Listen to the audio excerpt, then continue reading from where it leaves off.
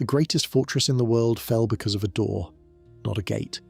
Not a breach blown open by cannon fire. A small wooden door, barely wide enough for 2 men, left unlatched in the chaos of a night assault. 11 centuries of Roman continuity ended because someone forgot to lock up. That is the version of the story that gets repeated a lot, and there is some truth in it. But the real collapse of Constantinople was not a single unlocked door on the morning of May 29th, 1453.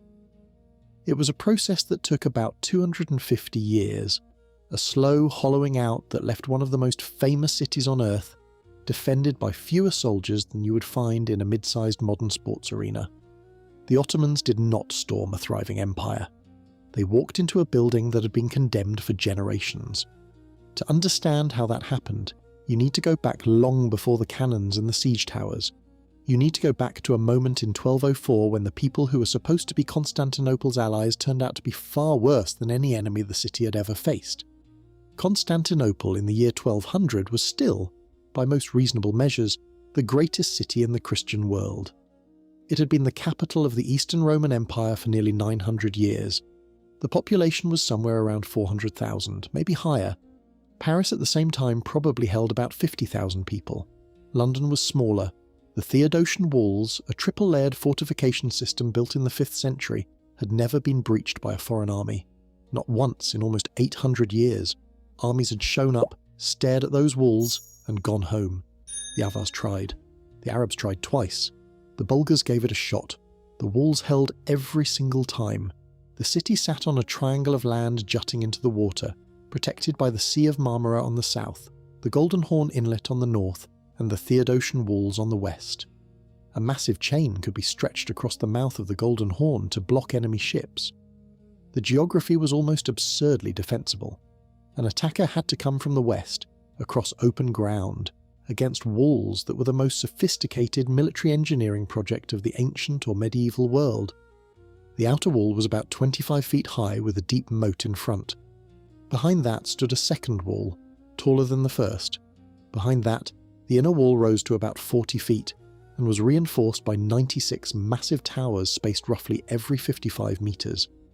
The total defensive zone from moat to inner wall was about 200 feet deep. Any army trying to cross that gauntlet would be under fire the entire time, from multiple elevations with no cover. For centuries this worked. Constantinople was not just a well-defended city, it was the best defended city human beings had ever built. And then the Fourth Crusade happened. The Fourth Crusade is one of those events in history that sounds like it must be exaggerated until you look at it closely and realise it was actually worse than the summary. The plan was supposed to be a campaign against Muslim-held Egypt. A bunch of Western European crusaders, mostly French, contracted with Venice to provide transport ships. They could not pay the full amount Venice demanded. The Venetians, who were nothing if not practical, suggested the crusaders could work off the debt by helping Venice attack a few of its commercial rivals along the way. One thing led to another. Internal Byzantine politics handed the Crusaders a convenient excuse to get involved in a succession dispute. And in April of 1204, a Western Christian army sacked Constantinople, a city that was also Christian, in an act of violence so extreme it shocked even medieval observers who were accustomed to a fairly high baseline of medieval violence. The Crusaders burned entire neighbourhoods. They looted churches, monasteries, and private homes. They smashed or stole artworks and religious relics that had been accumulating for 9 centuries. Horses were brought into the Hagia Sophia so loot could be hauled out more efficiently. A chronicler who was there, a French knight named Robert de Clary, described treasures beyond counting. Bronze statues that had survived from the classical Greek period were melted down for coins. Libraries were destroyed. The destruction was not just military, it was cultural. Centuries of accumulated knowledge, art, and sacred objects disappeared in a few weeks of uncontrolled looting. The sheer volume of what was taken or destroyed is hard to wrap your head around.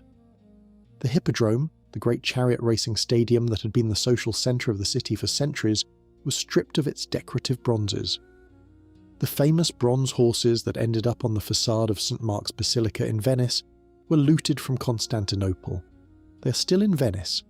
Venetian churches filled up with Byzantine gold, silver, enamels, and relics in the years after 1204.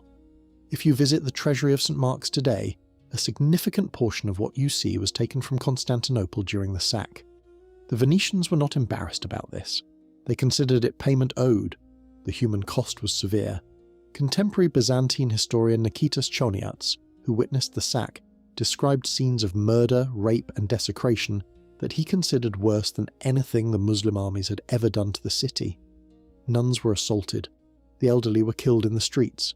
Whatever restraint the Crusader leadership might have imposed evaporated almost immediately once the walls were breached. The soldiers had been promised 3 days of looting, and they took full advantage. The Crusaders then set up their own Latin empire on top of the ruins, carving Constantinople and its territories into feudal holdings distributed among French and Venetian nobles. The Byzantines were pushed out to a handful of successor states in Anatolia and Greece. For 57 years, from 1204 to 1261, Constantinople was ruled by Western Europeans who had no particular interest in maintaining the city's infrastructure, its walls, its aqueducts, or its institutions. They were there to extract wealth, and they did. The Latin emperors were so perpetually short of money that they stripped lead from the roofs of the imperial palace buildings and sold it. They pawned the crown of thorns, one of the most sacred relics in Christendom, to Venetian creditors. The city decayed visibly under their management. When the Byzantines finally retook Constantinople in 1261, under the Palaiologos dynasty, they got back a city that was a shadow of what it had been. The population had crashed. Entire districts were depopulated. Buildings were in ruin. The treasury was empty. The army that had once fielded tens of thousands was gone. The navy was gone. The trade revenue that had sustained the empire for centuries had been redirected to Venice and Genoa, who now controlled most of the profitable commercial routes in the eastern Mediterranean. This is the part that gets underappreciated. The empire that lasted from 1261 to 1453 was not the same political entity that had existed before 1204. It looked the same on a map, sort of. It had the same name. The emperor still used the same titles, but the resources, the military capacity, the economic base, and the territorial reach were all fractured beyond recovery. The restored empire controlled a shrinking patchwork of territory that was constantly being nibbled away by Serbs, Bulgarians, Venetians, Genoese, and an increasingly aggressive new power from Anatolia, the Ottomans. The Ottoman state started in the late 1200s as one of many small Turkish beyliks, warrior principalities along the frontier, with the declining Byzantine territories in Anatolia. Under Osman I and his successors, they expanded rapidly through a mix of military conquest, strategic marriages, and the absorption of other Turkish groups. By the mid-1300s, the Ottomans had crossed into Europe. They took Gallipoli in 1354. They conquered Adrianople, which they renamed Edirne, in 1369, and made it their European capital. They won the Battle of Kosovo in 1389, breaking Serbian power. They crushed a major European crusading army at Nicopolis in 1396. The speed of Ottoman expansion is worth pausing on, because it explains how quickly the strategic situation around Constantinople deteriorated. In 1300, the Ottomans were a minor border state controlling a few towns in northwest Anatolia. By 1400, they controlled most of Anatolia and a huge swathe of the Balkans, 100 years to go from obscurity to one of the most powerful states in the world. The Byzantines watched this happen and could do almost nothing about it. They tried playing Ottoman princes against each other during succession disputes. They tried allying with other Turkish beyliks. They tried appealing to the West. None of it worked for long. By 1400, the Ottomans had effectively surrounded Constantinople. The city sat in a shrinking bubble of Byzantine territory, with Ottoman lands pressing in from both the European and Asian sides. The only reason Constantinople survived the 14th century at all was a combination of the Theodosian walls, occasional payments of tribute, and one spectacular piece of luck in the form of Timur, the Central Asian conqueror, who smashed the Ottoman army at the Battle of Ankara in 1402 and threw the Ottoman state into a decade of civil war. That breathing room gave Constantinople maybe another 50 years. It did not fix any of the underlying problems. The Byzantines during the early 15th century controlled Constantinople itself, a few islands, some territory around Thessaloniki, and the Morea in southern Greece. That was it. The tax revenue from these scattered holdings was not enough to maintain a real army. The emperor was reduced to being a vassal of the Ottoman Sultan in all but name, paying tribute and providing military contingents for Ottoman campaigns. The Paleologos emperors in this period spent more time travelling to Western Europe begging for help than they did actually governing. By the 1440s, the situation was grim enough that Emperor John VIII travelled personally to Italy to attend the Council of Florence in 1439, where he agreed to a formal reunion of the Eastern Orthodox and Roman Catholic churches. The price for this was supposed to be Western military aid against the Ottomans. The theological concessions were deeply unpopular in Constantinople. A large segment of the population and clergy rejected the union outright. There is a frequently repeated line attributed to a Byzantine official, Lucas Notaras, that he would rather see the Turkish turban in Constantinople than the Latin mitre. Whether he said exactly those words is debatable, but the sentiment was widespread. Many Byzantines genuinely believed that submission to the Pope was a worse fate than Ottoman conquest. They were about to test that theory. The Western military aid when it came was the Crusade of Varna in 1444. A combined Hungarian-Polish army marched against the Ottomans and was decisively defeated at the Battle of Varna. The Hungarian king, Vladislav III, was killed on the battlefield. The Ottomans had broken a truce to fight this battle, or the Christians had broken a truce to launch the Crusade, depending on which side's version of events you believe. Either way, after Varna, the Byzantines could no longer realistically expect a major Western army to come save them. A second attempt at a relief campaign led to the Battle of Kosovo in 1448, where the Hungarians under John Hunyadi were defeated again. The diplomacy had failed. The Union had produced resentment at home and insufficient help from abroad. Constantinople was now, for all practical purposes, on its own. When Mehmed II became Sultan for the second time in 1451, he was 21 years old. People who assumed his youth meant weakness or inexperience made a serious mistake. Mehmed had been thinking about Constantinople for years. He had studied siegecraft. He had studied the city's defences. He spoke multiple languages. He was well read in history and military theory. And he had an almost obsessive determination to take the city that had eluded every Muslim army for 8 centuries. His first reign, as a boy sultan at age 12, had ended in humiliation when his father Murad II was forced to come out of retirement to deal with a crisis the boy could not handle. That experience left a mark.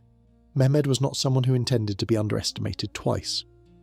When Murad died in 1451, Mehmed moved quickly to secure his position, including the murder of his infant half-brother, standard Ottoman succession practice but a reminder that this was not a sentimental young man. He then turned his full attention to the project that consumed him. Mehmed reportedly kept maps of Constantinople in his quarters and discussed the city's fortifications with his advisors obsessively. He studied the failed Ottoman siege of 1422, when his grandfather Murad II had been turned back by the walls. He knew the conventional approach of throwing men against the Theodosian walls had not worked before, and would not work now unless something changed the equation. That something was gunpowder artillery on a scale nobody had previously attempted. One of his first major acts was to build a fortress. Not just any fortress. He ordered the construction of Rumeli Hisari, a massive fortification on the European side of the Bosporus, directly across the water from an older Ottoman fort on the Asian side. The two fortresses together turned the narrowest point of the strait into a kill zone. Any ship trying to pass through had to run a gauntlet of cannon fire from both banks. The Byzantines protested. Mehmed ignored the protests. When a Venetian ship tried to run the strait without stopping, the Ottoman guns sank it. The crew was executed. The captain was impaled. Rumeli Hisari was built in about 4 months in the summer of 1452, which is a genuinely impressive feat of military engineering. Thousands of workers laboured through the summer. Mehmed reportedly assigned each of his 3 viziers a tower to complete, turning the construction into a competition. The fortress went up at extraordinary speed. When it was finished, the Bosporus was an Ottoman lake. Nothing got through without Mehmed's permission. The message was not subtle. Mehmed was choking off Constantinople's supply line through the Bosporus before the siege even began. The Byzantines called the fortress Boğaz Kezen, which translates roughly as the throat cutter. They were not wrong about the name. Now about those cannons. There is a detail in this story that has always struck me as one of the more painful ironies in military history. A cannon founder named Orban, likely Hungarian, showed up in Constantinople sometime around 1452 and offered to build large cannons for Emperor Constantine XI. The emperor could not afford to pay Orban properly and lacked the raw materials to support the work. So Orban left and went to Mehmed, who could pay him and did. Mehmed commissioned the construction of an enormous bombard, sometimes called the Basilica, that could allegedly fire stone balls weighing somewhere around 600 pounds. Some accounts put the weight even higher. Think about that for a second. The technology that would eventually breach walls that had held for 1,000 years was offered to the defenders first. Constantinople could have had those guns on its own walls pointed outward. Instead, the one man who could build them walked across to the other side because the Byzantines did not have the money to keep him. This is what 2.5 centuries of economic decline looks like in practical terms. It is not abstract. It is a cannon founder walking out the door because the check bounced. Orban spent months in Edirne casting the Great Bombard and testing it. The barrel was reportedly over 26 feet long, with walls about 8 inches thick. It was cast in bronze, which was expensive but less brittle than iron. The stone balls had to be individually carved to fit the bore. The whole thing was a massive, expensive, custom-built weapon designed for one specific purpose: knocking holes in the Theodosian walls. The cannon was so large it had to be transported to the siege on a specially built carriage pulled by 60 oxen and stabilised by 200 men walking alongside it. The journey from Edirne to Constantinople, roughly 150 miles, took weeks. Roads had to be reinforced along the route to bear the weight. Bridges had to be widened. It could only fire about 7 times a day because it took hours to cool and reload. The sound of it firing was reportedly heard from miles away. The ground shook. Women fainted. These are the kinds of details that medieval chroniclers love to emphasise, but even accounting for exaggeration, this weapon was something genuinely new in siege warfare. Walls that had resisted every army for 1,000 years were about to face concentrated, sustained bombardment from gunpowder weapons that had simply not existed before. The siege began on April 6, 1453. Ottoman forces surrounded the Theodosian walls with an army that most estimates put somewhere between 50,000 and 80,000 men, though some accounts claim even higher numbers. The exact figure is debated, but the ratio is not. Constantine XI had maybe 7,000 defenders. Some estimates go as low as 5,000 fighting men. Against a city whose walls stretched for about 4 miles on the land side alone, 7,000 soldiers meant each defender was responsible for roughly 3 feet of wall. There was no reserve, there was no rotation. If a section was breached and the men there fell, there was nobody behind them. Among the defenders was a Genoese professional soldier named Giovanni Giustiniani, who arrived in January 1453 with about 700 men and quickly became the de facto commander of the land wall defence. Giustiniani was experienced, competent and respected by both the Greek and Italian defenders. His presence was one of the few genuine strokes of good fortune the defenders had. There were also a handful of Venetian ships in the harbour, some Catalan volunteers, and the local Greek population, many of whom took up arms despite having no military training. Emperor Constantine XI himself was on the walls. The last Roman emperor fought alongside monks, merchants and fishermen because there was nobody else. The Ottoman fleet, numbering well over 100 ships, arrived to blockade the sea approaches. The chain across the Golden Horn initially held them out of the northern harbour, which gave the defenders some security on that flank. On April 20th, a small flotilla of Christian ships, 3 Genoese vessels and 1 large Byzantine transport loaded with grain, fought their way through the Ottoman blockade in a running naval battle and made it into the Golden Horn. The Ottoman admiral Baltaoglu was reportedly wounded during the fight and humiliated by his failure to stop 4 ships. Mehmed was not pleased. Some accounts say he waded into the water to personally berate Baltaoglu for his failure, and that Baltaoglu was beaten with a stick or stripped of his command on the spot. Whether that specific detail is true or an embellishment designed to show Mehmed's temper, the point is clear. Mehmed did not accept failure quietly, and the naval situation needed a solution. This is where one of the most famous logistical feats of the entire siege occurred. If the Ottoman fleet could not get past the chain, Mehmed would go around it. He ordered his engineers to build a greased wooden trackway over the hills behind the Genoese colony of Galata, north of the Golden Horn. The route climbed uphill from the Bosporus shore, crested a ridge behind Galata at a point roughly 200 feet above sea level, then descended into the Golden Horn on the other side of the chain. Ottoman ships were hauled overland using teams of oxen and men, their keels rolling on greased logs laid across the track.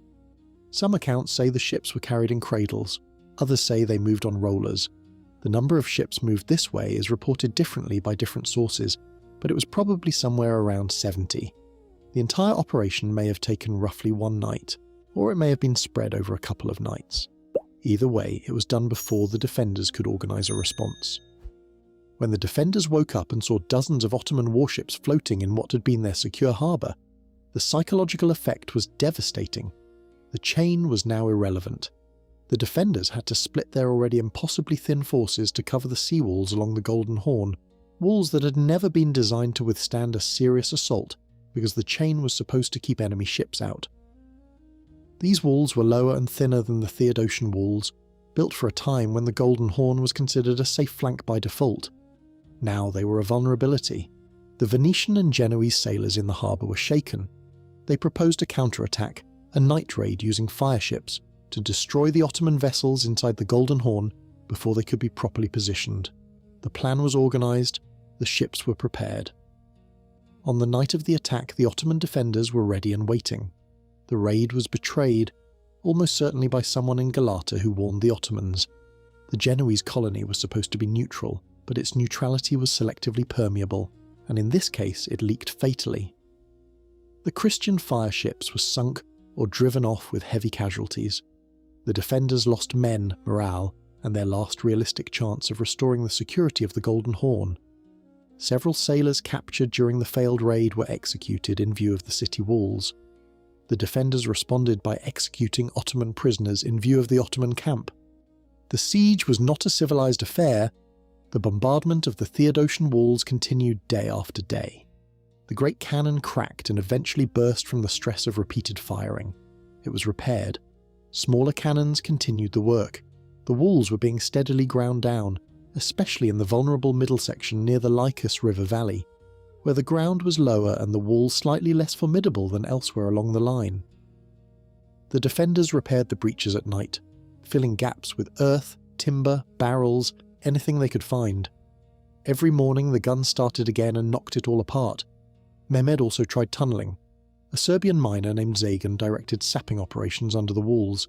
The idea was as old as siege warfare itself. Dig a tunnel under a wall section, shore it up with wooden beams, then set fire to the beams and collapse the tunnel, bringing the wall above down with it. The Ottomans dug multiple tunnels approaching different sections of the Theodosian walls, some aimed at the Mesotikion, others at the Blakonay section to the north, where the walls were somewhat different in construction. The Byzantines had their own countermining expert, a Scottish or German engineer named Johannes Grant, who proved to be one of the unsung heroes of the defence. Grant organised countermining operations by sinking listening shafts inside the walls, where men would press their ears to the ground and listen for the sound of Ottoman digging. When a tunnel was detected, Grant directed the digging of counter-tunnels to intercept it. The methods for stopping an enemy tunnel were brutal and effective. Break into the tunnel, flood it with water, pump in smoke, or simply fight the miners hand to hand in a cramped dark space where a tall man could not stand upright. Grant's counter-miners successfully stopped at least a dozen Ottoman mining attempts over the course of the siege. It was close-quarters work, done by candlelight in tunnels that could collapse at any moment, and it was one of the few areas where the defenders achieved consistent success. The underground war was a siege within a siege, invisible to most of the people fighting on the walls above, but just as deadly and just as critical. If even one Ottoman tunnel had succeeded in bringing down a section of the inner wall, the breach would have been catastrophic. Grant and his men prevented that, and they deserve more credit than they usually get in the standard telling of the story. The combination of tunnelling failures, failed naval operations, the resilient defence at the walls, and the length of the siege was creating pressure on Mehmed from within his own camp. 8 weeks is a long time to maintain a siege army in the field, especially one as large as the Ottoman force. Supply was a constant concern. Disease was spreading in the camps. Morale among the troops was not unlimited. Mehmed needed a resolution, and he needed it soon. On the night of May 28th, Mehmed ordered a general assault for the following morning. He organised it in waves, a deliberate tactical decision designed to grind down the defenders through sheer attrition.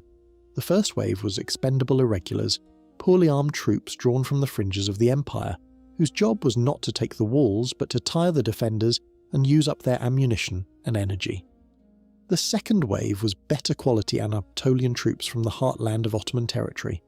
The third wave was the Janissaries, the elite Ottoman infantry, held back until the defenders were exhausted. Mehmed gave a speech to his troops on the evening of May 28th that promised them the wealth of the city. 3 days of unrestricted looting was the traditional reward for soldiers who took a city by storm, and Mehmed committed to it. The promise of plunder was a powerful motivator for an army that had been sitting in trenches for 2 months. Repeated Ottoman assaults were thrown back from the walls with heavy casualties. The Ottomans tried attacks at multiple points simultaneously, trying to find a weak spot and force the defenders to be in too many places at once. Giustiniani's men held the critical Mesotikion section, the low point in the wall near the Lycus Valley, through sheer determination and close fighting. Night raids by small groups of defenders caused disruption in the Ottoman camps. The fighting was not one-sided. Every day the Ottomans lost men, and Mehmed's advisors were reportedly urging him to lift the siege. The Ottoman Grand Vizier, Halil Pasha, was among those counselling caution. Halil had long favoured a more diplomatic approach to Constantinople, and may have had financial connections with the Byzantines.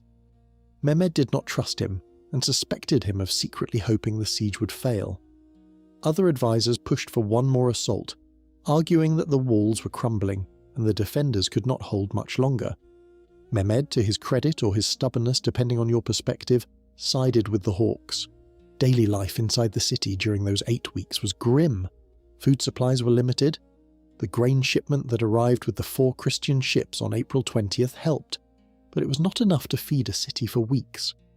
Fresh water was available from cisterns and wells, but the general sense of deprivation was constant. The civilian population pitched in where they could, carrying stones and earth to repair breaches, tending to the wounded, and manning sections of the seawalls that required less military experience to defend. Women carried food and water to the men on the Theodosian walls. Monks prayed continuously in the churches. The city took on the atmosphere of a community that knew it was probably going to die, and had made some kind of collective peace with that knowledge, or at least had stopped arguing about it. There is a specific incident during the siege that captures the desperation.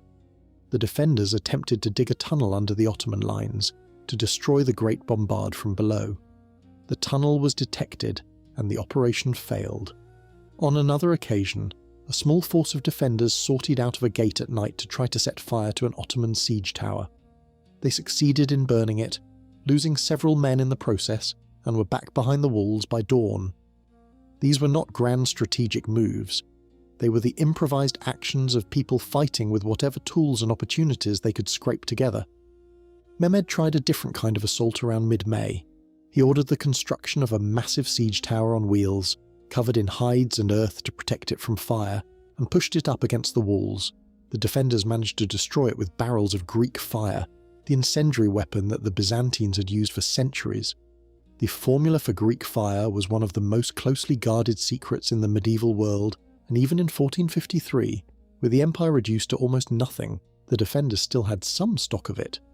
The burning siege tower lit up the night, and for a few hours the defenders could feel like they were winning something. But every day the walls were a little weaker, and the defenders could not replace their losses. A man killed on Monday night was just gone. His section of wall was either covered by his exhausted neighbour or not covered at all. The math was always going to run out. The attack began around 1:30 in the morning on May 29th. The irregulars threw themselves at the walls and were cut down. They were pushed back. The second wave came, harder fighting. The Anatolians actually got into some of the breaches in the Mesotikion section before being driven back. The defenders were exhausted but still holding. Then the Janissaries came. The Janissary assault hit the walls in disciplined, focused formations. They concentrated on the damaged sections and kept the pressure constant, replacing fallen soldiers with fresh ones from behind. The defenders had nobody to replace their casualties with. Fighting was savage along the whole line, but it centred on the breach near the Lycus Valley. At some point during the Janissary assault, a group of Ottoman soldiers discovered that a small postern gate, the Kirka Porta, had been left open or inadequately secured. The details are murky and different accounts tell it differently. Some say the gate had been opened earlier to allow a sortie and was not properly barred afterward. Others say it was simply overlooked in the chaos. However it happened, Ottoman troops poured through the Kirkeporta and got behind the main defensive line. Around the same time, Justiniani was hit. He took a wound, either from a crossbow bolt or a gunshot, accounts differ, that went through his breastplate. He asked to be carried from the walls to find medical attention. Constantine reportedly begged him to stay, knowing what his departure would do to morale. But Justiniani was taken down from the wall, through the inner gate, and the gate was opened to let him through. When the other defenders saw the gate open and their commander being carried away, panic began to spread. The Genoese troops started falling back. It is hard to overstate what Justiniani's wounding did to the defence. He was the one professional soldier most of the defenders trusted. He was the organisational centre of the land wall defence. His removal was not just the loss of one man, it was the loss of the person holding the entire defensive effort together through force of personality and competence. With Ottomans coming through the Kirkeporta behind the walls and Janissaries pushing through the breaches in front, the defence collapsed in sections.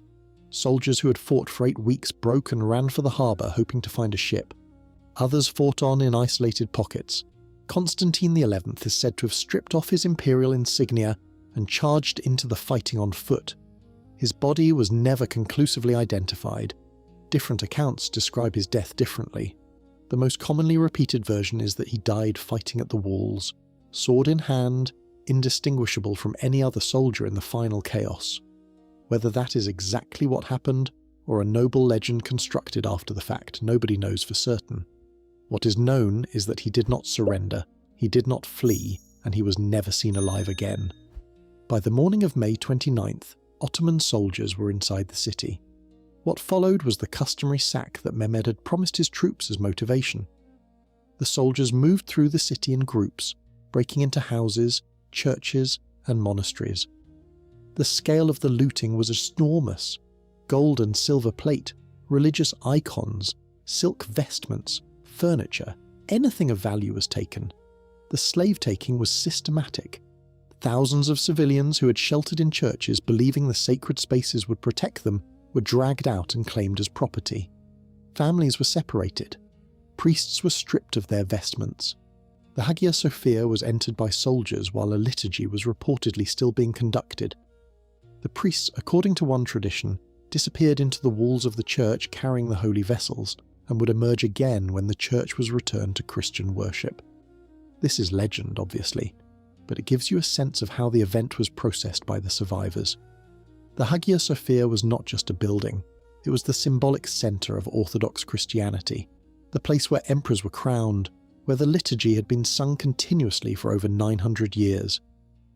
When Ottoman soldiers broke down the doors, they were ending something that much of the Eastern Christian world considered sacred and eternal. The exact death toll from the sack is impossible to pin down. Contemporary accounts give different numbers, and all of them are shaped by the political and emotional agendas of the writers. Some Greek sources claim the streets ran with blood, which is standard siege aftermath rhetoric, but also probably not entirely wrong given the scale of the assault. Many of the casualties came during the fighting itself, in the streets and at barricades set up by defenders who kept fighting after the walls fell. Pockets of resistance held out for hours. Venetian and Genoese sailors fought running battles through the harbour district as they tried to reach their ships. Some people did escape. A few Venetian ships managed to sail out of the Golden Horn during the confusion of the morning and made it to the Aegean. A number of prominent Greeks escaped by sea, including some scholars who would later play significant roles in Italian intellectual life. Others bribed their way past Ottoman guards. A significant number of the population, however, were enslaved or killed, and the physical city was badly damaged by the sack. Mehmed himself entered the city later that day and went directly to the Hagia Sophia. He reportedly threw a handful of earth over his head as a gesture of humility before God, then ordered the building converted into a mosque. He walked through the ruined streets of what was now his capital. There is an account, sometimes attributed to the Ottoman historian Tursun Beg, of Mehmed wandering through the empty, damaged palaces and murmuring lines of Persian poetry about the transience of worldly power. Whether the moment happened exactly like that or was embellished later, it captures something real about the scale of what had just occurred. An empire that traced its lineage to Augustus was over, and the young man who had ended it was standing in its ruined palaces at the age of 21. Constantinople was now Istanbul, or more precisely, it became the capital of the Ottoman Empire, and gradually acquired the name Istanbul over the following centuries. The etymology is debated. Some scholars argue it comes from a Greek phrase meaning to the city, which was how locals had referred to Constantinople for centuries. Others have different theories. Mehmed, who would be known to history as Mehmed the Conqueror, Fatih Sultan Mehmed, immediately set about rebuilding and repopulating the city. He wanted a living capital, not a ruin. He brought in settlers from across his empire, including Turks, Greeks, Armenians and Jews. He ordered the construction of new mosques, markets, and public buildings. He repaired the walls. He rebuilt the infrastructure. Within a few decades, Constantinople was a thriving city again, though utterly transformed in character. The city that had been the centre of Eastern Christianity became the centre of Ottoman power, and the skyline of domes and crosses was gradually replaced by domes and minarets. The military details of the siege get most of the attention, but it is worth stepping back and looking at the broader picture of why the defence was so impossibly undermanned. The answer is not just that the empire was small.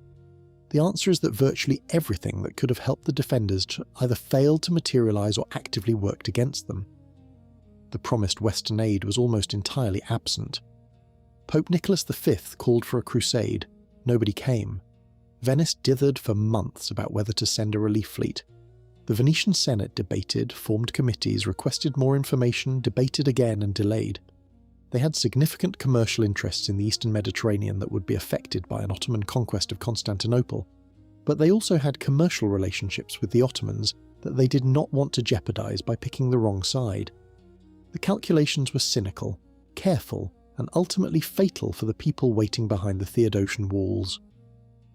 When the Senate finally authorised a relief fleet, it was too late. The ships departed Venice in late April or early May, well after the siege had already begun. They stopped at various ports along the way. They gathered information. They moved cautiously. The fleet arrived in the Aegean around the end of May, learned that the city had already fallen and turned back.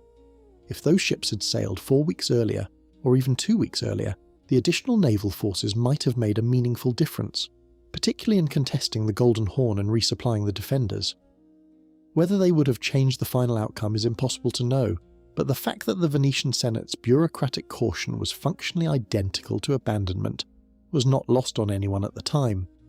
Genoa's response was similarly disappointing, if slightly more complicated.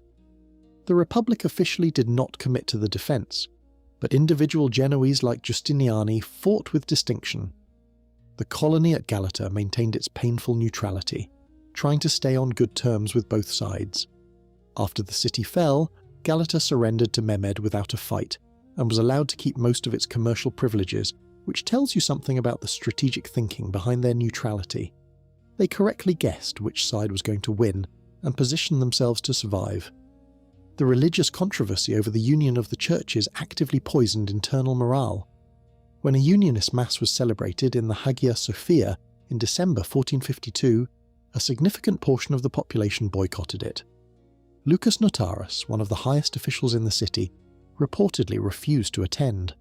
The city was supposed to be pulling together for survival, and instead a major fraction of the population was angrier at the Pope than at the Sultan camped outside the walls. Orthodox monks preached against the union in the streets. Some citizens reportedly said they would rather accept Ottoman rule, which was generally tolerant of Christian worship as long as taxes were paid, and submit to a theological compromise they considered heretical. This was not irrationality. The theological issues were real and deeply felt. But the timing could not have been worse. A city that needed every available hand on the walls was tearing itself apart over the Filioque clause. The Genoese colony of Galata, sitting right across the Golden Horn from Constantinople, officially declared neutrality during the siege. In practice, some individual Genoese, like Giustiniani, fought heroically for the defence. But the colony as a political entity was hedging its bets. Galata was a major trading post, and its merchants had commercial interests on both sides of the conflict. Strict neutrality when your neighbour is being besieged and you have walls and armed men is a particular kind of moral decision, and the Genoese of Galata made it with open eyes. The sheer physical decline of the city itself made defence harder. By 1453, the population of Constantinople had dropped from its peak of several 100,000 to perhaps 50,000 people, possibly fewer. Large areas within the Theodosian walls were empty, overgrown, or used as farmland and gardens. Travellers who visited in the late Byzantine period described something closer to a collection of small villages separated by open fields and ruins, all enclosed within enormous walls. There were orchards growing in what had once been major commercial districts. Entire neighbourhoods that had housed tens of thousands of people in the 11th and 12th centuries were now vacant lots with crumbling foundations poking through the weeds.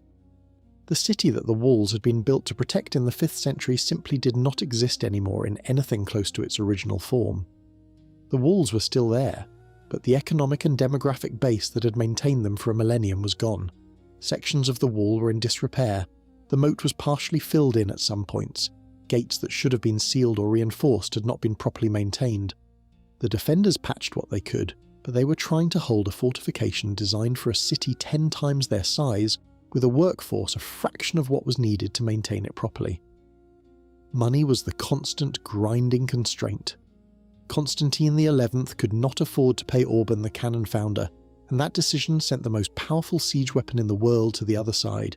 He could not afford to maintain a navy, so the Ottoman fleet controlled the sea approaches with minimal resistance. He could not afford to hire enough mercenaries to adequately man the walls. The Byzantine treasury in 1453 was effectively empty. Everything that could be melted down or sold had been melted down or sold. Church silver was confiscated. It was not enough. Let me spend a moment on the walls themselves because they deserve it. The Theodosian walls were not just thick. They were designed with the understanding that an attacker would try multiple approaches, and each layer of the defence was meant to make the next one harder. The moat was about 60 feet wide. Behind the moat was a low outer wall, called the Protikisma, that served as a first obstacle and a firing platform. Behind that was a terrace, then the outer wall proper, then another terrace, then the great inner wall with its massive towers. An attacking soldier who got across the moat and over the Protikisma was still standing in a killing ground between two higher walls with defenders shooting down from both sides. Getting over the outer wall put you in another killing ground below the inner wall. The whole thing was layered like a series of traps. The weakness, and every fortification has one, was the Mesotikion, the middle section where the walls crossed the valley of the Lycus River. The ground there was lower, which meant the walls were not as elevated relative to the attacking ground as they were along the rest of the line. The Lycus also ran under the walls through a culvert, which was a potential entry point. Every attacker who ever seriously studied the Theodosian walls identified the Mesotikion as the place to hit. Mehmed knew this, and he placed his largest guns and his best troops opposite that section. The cannon that Orban built for Mehmed was the marquee weapon, but it was not the only one. The Ottomans deployed a whole battery of smaller bombards, and it was the sustained day after day pounding from these guns that actually wore the walls down. The Great Bombard was spectacular and terrifying, but it fired slowly and broke down repeatedly. The smaller guns were the ones doing the consistent damage. They could fire more often and be aimed more precisely at specific sections of wall. After weeks of bombardment, sections of the Theodosian walls that had withstood everything for 1,000 years were reduced to rubble piles. The defenders' response to this new technology was, given their resources, genuinely impressive. They hung bales of wool and leather over the walls to absorb cannonball impacts. They packed earth behind the stone walls to create a softer barrier that absorbed energy rather than shattering. At night, work parties rebuilt collapsed sections using timber, earth, barrels and debris. They were rebuilding their fortification from scratch every single night, knowing it would be knocked apart again by noon. The physical endurance required to fight all day and do construction labour all night for weeks, on reduced food and with no reinforcements coming, is difficult to fully appreciate. The naval situation deserves more attention than it usually gets. The Ottoman fleet was large, but not especially skilled at this point in Ottoman history. The Byzantines and their Italian allies were better sailors, ship for ship. The chain across the Golden Horn was a genuine force multiplier that kept the Ottoman navy out of the most vulnerable harbour approach. The fight on April 20th, when 4 Christian ships punched through the Ottoman blockade, was a real battle with real consequences. It proved that the Ottoman navy could be beaten in open water, and it brought desperately needed supplies into the city. which is why Mehmed's decision to haul ships overland into the Golden Horn was so devastating. It was not just a logistical achievement, though it was certainly that. It was a strategic stroke that negated the chain, forced the defenders to spread themselves even thinner, and eliminated the one flank that had been genuinely secure. The Byzantines tried to counter this with a night raid on the Ottoman ships inside the Golden Horn. The plan was to use fire ships to burn the Ottoman vessels at their moorings. The raid was betrayed, probably by someone in Galata, and the Ottoman ships were ready. The attack failed and the Byzantines lost men they could not spare. After the ships appeared in the Golden Horn, the defenders had to cover the sea walls on the north side of the city, in addition to the Theodosian walls on the west, and the sea walls along the Marmara to the south. A modern military planner looking at the force-to-space ratio would call it impossible. 7,000 men covering a defensive perimeter of about 14 miles. That is 500 men per mile, against an army that outnumbered them roughly 10 to 1. The psychological dimension of the siege was also working against the defenders. Mehmed understood theatre. The Ottoman army was enormous and visible. Its campfires at night ringed the city. The sound of the great bombard firing carried for miles. Mehmed had military bands playing during the assaults, drums and horns that created a wall of noise intended to terrify the defenders and mask the sounds of his troops' movements. The defenders were isolated, exhausted, outnumbered, and they knew no help was coming. Several times during the siege, Ottoman emissaries offered terms. Mehmed said he would let the inhabitants leave with their lives if the city surrendered. Constantine refused. There were also signs and omens that the superstitious population interpreted badly. A dense fog settled over the city on May 26th, unusual for that time of year, and many people took it as a sign that God had withdrawn his protection. There were reportedly strange lights observed playing around the dome of the Hagia Sophia, which the more frightened residents interpreted as the Holy Spirit departing the church. Atmospheric phenomena, probably related to the unusual fog, created optical effects that meant nothing scientifically but meant everything psychologically. A religious procession carrying an icon of the Virgin Mary through the streets was disrupted when the icon was supposedly dropped. Accounts vary on what happened, but the effect on morale was severe. People who were already frightened and exhausted now believed that divine favour had abandoned them. In a medieval city under siege where the population genuinely believed in divine intervention as a real military factor, the psychological damage from these events was as significant as the damage the cannons were doing to the walls. Mehmed was also dealing with morale problems, though his were different in character. The siege had gone on for weeks longer than many of his commanders expected. Casualties from the repeated assaults were adding up. The great cannon had broken down multiple times. The mining operations had failed. The fleet had been embarrassed by 4 Christian ships. There were rumours of a Western relief fleet approaching. Some of his advisors were arguing that the army should withdraw before a relief force arrived and caught the Ottomans between the walls and a fresh army. Mehmed overruled them. He committed to one massive final assault.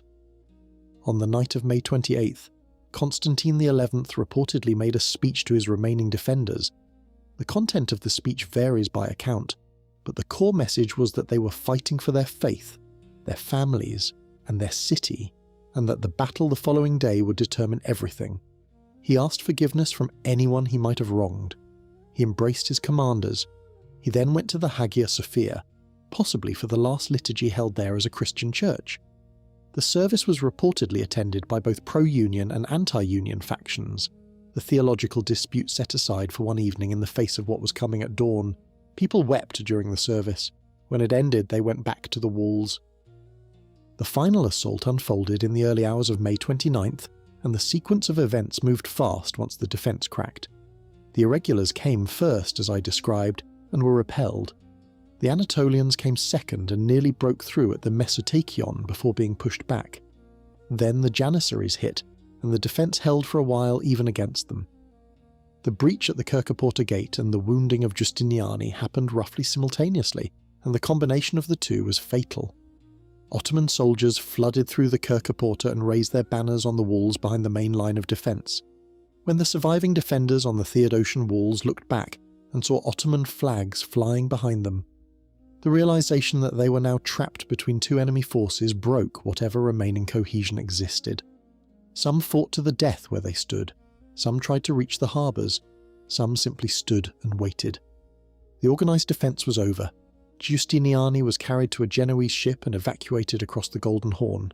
He died of his wounds a few days later on the island of Chios. The man who had been the backbone of the defence for 8 weeks did not survive the fall by more than a couple of days. The Ottoman army poured into the city from multiple breach points. Fighting continued in pockets for hours, but the outcome was decided. Sailors from the Venetian and Genoese ships in the harbour managed to evacuate some people before the Ottoman navy closed the exits completely. Others escaped by sea in the confusion. Many did not. Mehmed entered Constantinople in the afternoon and went to the Hagia Sophia. The building that had been the greatest church in Christendom for nearly 1,000 years was turned into a mosque that day. The cross was removed. A minaret would follow.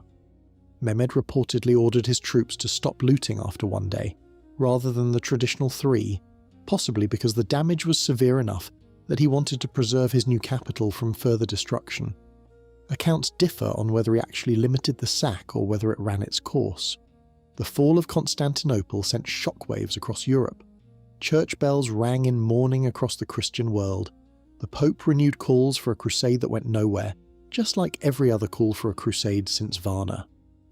Diplomatic correspondence from the weeks and months after May 29th reflects genuine shock, not because anyone was surprised that the city was under threat, but because many people had assumed the walls would hold as they always had. The psychological impact of learning that the Theodosian walls had been breached was something like learning that the laws of physics had changed. A fixed point in the mental geography of Christendom was suddenly gone. The loss hit different communities in different ways.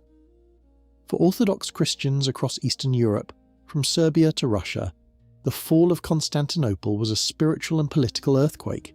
The city had been the spiritual capital of their world, the seat of the ecumenical patriarch, the place where the liturgy was performed in its most complete and beautiful form.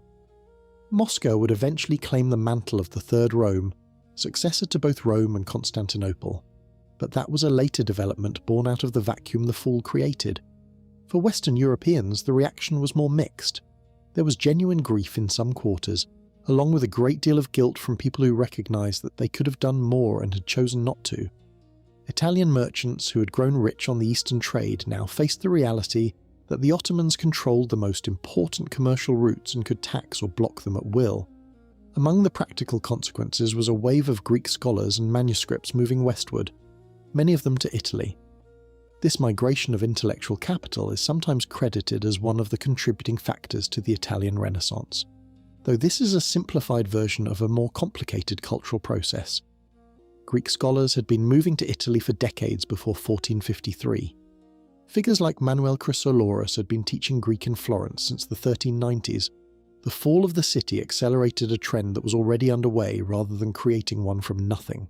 Still, the arrival of scholars carrying classical Greek texts into Italian humanist circles had a real and measurable effect on the direction of Western intellectual life. Manuscripts of Plato, Aristotle, Herodotus, and other ancient authors entered Western European circulation in their original Greek for the first time in centuries. The military impact was also profound. The successful use of a large-scale gunpowder siege weapons against the strongest fortification in Europe announced that the age of the medieval castle and city wall was coming to an end. If the Theodosian walls could not hold against cannon, nothing built along similar principles would hold either. Military engineers across Europe absorbed this lesson quickly. Over the following decades, fortification design across Europe began a radical transformation toward low-profile, angled bastions designed to deflect cannonballs rather than simply absorb them. The Star Fort, the Tres Italienne, which would dominate European military architecture for the next 3 centuries, was in many ways a direct response to the lesson taught at Constantinople. The age of tall, thin stone walls was over. The age of thick, low, angular earthworks had begun. Mehmed went on to reign for another 28 years, during which the Ottoman Empire expanded aggressively into the Balkans, Greece and the Aegean. He attacked Italy in 1480, briefly capturing the southern port of Otranto, and died in 1481, possibly of natural causes and possibly of poison, while preparing a major campaign whose target was never confirmed. His capture of Constantinople transformed the Ottoman state from a powerful regional kingdom into an empire that would dominate southeastern Europe and the eastern Mediterranean for centuries. For the Byzantines, the loss was total. The Eastern Roman Empire, which had continued in one form or another since Augustus, was finished. The imperial line of Constantine the Great, the Theodosian dynasty, Justinian, the Macedonians, the Komnenoi, and finally the Palaeologoi, ended on the walls of the city Constantine had founded over 1100 years before. The institutional continuity was broken. The last direct claims to the Roman imperial title passed to various pretenders and eventually faded into irrelevance. Lucas Notarus, the official who had supposedly preferred the Turkish turban to the Latin mitre, survived the fall initially. Mehmed summoned him and reportedly treated him with respect for a few days. Then, according to most accounts, Mehmed had Notarus and his sons executed. The reasons given vary by source. Some say Notarus refused to hand over his young son to Mehmed's household. Others say Mehmed received information that Notarus was plotting a conspiracy. Whatever the reason, the man who had resisted the union with Rome, and who some accused of being insufficiently committed to the defence, did not live long enough to discover whether Ottoman rule was really preferable to papal authority. His fate became a bitter footnote for later Greek historians, who used it to argue that the anti-union faction had been catastrophically wrong. There is one more detail worth mentioning. In the weeks before the siege, Mehmed offered Constantine a deal: surrender the city, and you can rule the Morea, the southern Greek peninsula, as an Ottoman vassal. Keep your life, keep your title, keep some measure of dignity. Constantine said no. He reportedly told the Ottoman envoy that he would give Mehmed anything he asked for except the city itself. The city, he said, was not his to give. He could only defend it or die doing so. He died doing so.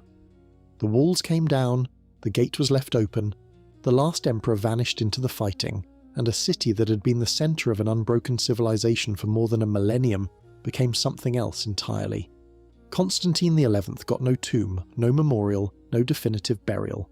He simply disappeared into the carnage of that morning, one more body among thousands, his imperial identity stripped away in the final minutes so completely that the Ottomans could not confirm they had killed him.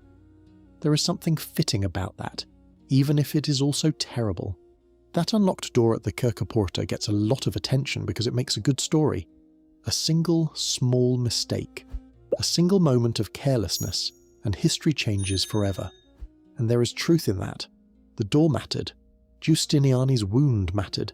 The timing of the Janissary assault mattered, but Constantinople did not fall because of a door. It fell because the Fourth Crusade gutted it in 1204 and it never recovered. It fell because the economic base that sustained the city was dismantled by Venetian and Genoese commercial interests over the course of 2 centuries.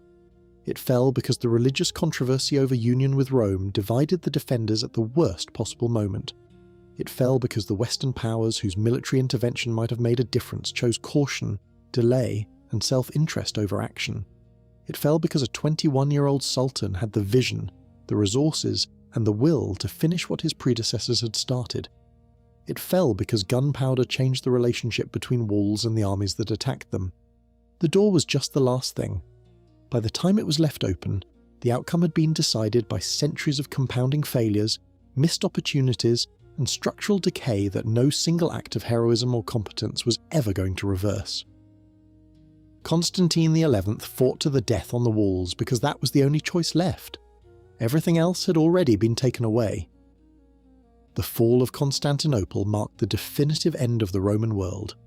The political entity that began with Augustus in 27 BC, that split in the 4th century, that survived in the East through plague, invasion and civil war for over 1,000 years, ceased to exist on the morning of May 29, 1453. The Hagia Sophia became a mosque. The double-headed eagle came down, Istanbul rose where Constantinople had stood, and the Ottoman Empire inherited the crossroads of 2 continents. The echoes of that morning shaped the military, religious and political geography of Europe and the Middle East in ways that persist to this day.